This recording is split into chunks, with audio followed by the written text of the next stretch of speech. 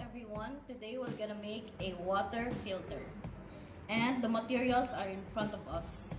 So first we will need a empty water bottle. Next is the cutter so that we will cut the bottle, and make sure that you have an adult with you to cut the bottle for extra precautions. And we will need a scissor in case you don't have any cutter around you.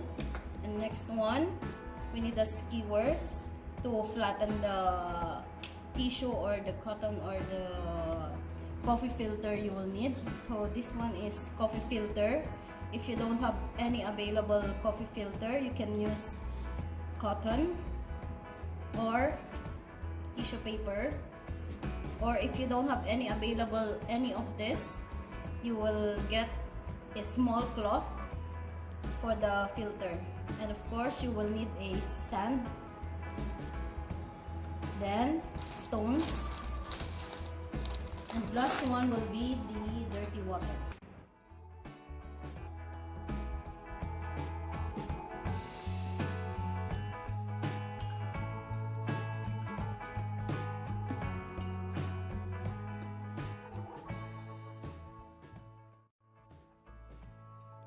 Cut and the coffee filter is cut.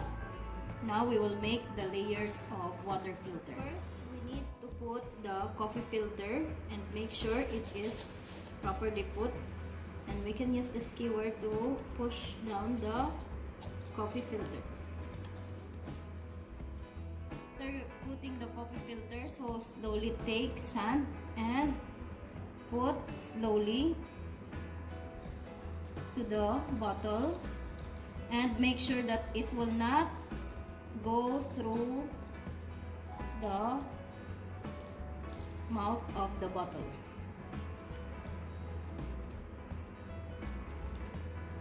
After the sand, we will put a cotton. So we need to open the cotton, make sure that it is flat before we will put in the bottle. And now we will put inside and make sure this is flattened using the skewer.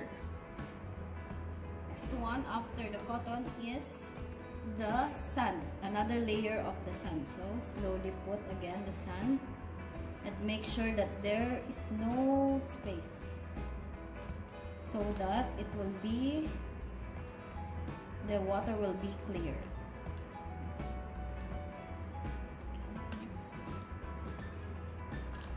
The next one after the sand is another coffee filter. So we need to flatten this one. Let's make sure that this is flat, and we will add again another layer of the sand.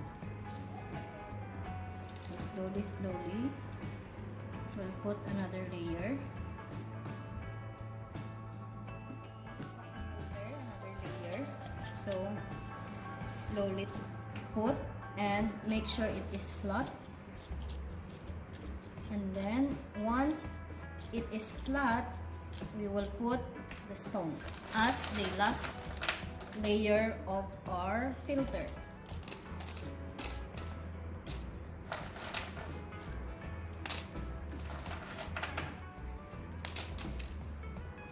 Okay, and now our water filter is done. We will bring a dirty water with lots of dirts and sand inside, and we will pour in the water filter.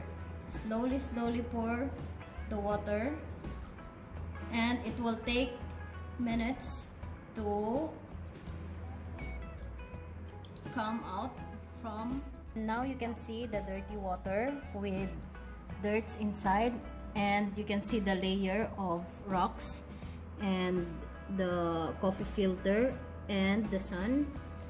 And now down is coming a clear water. So if you want your water to be more clear, you need to remove again and do the filter again so that it will be more clear.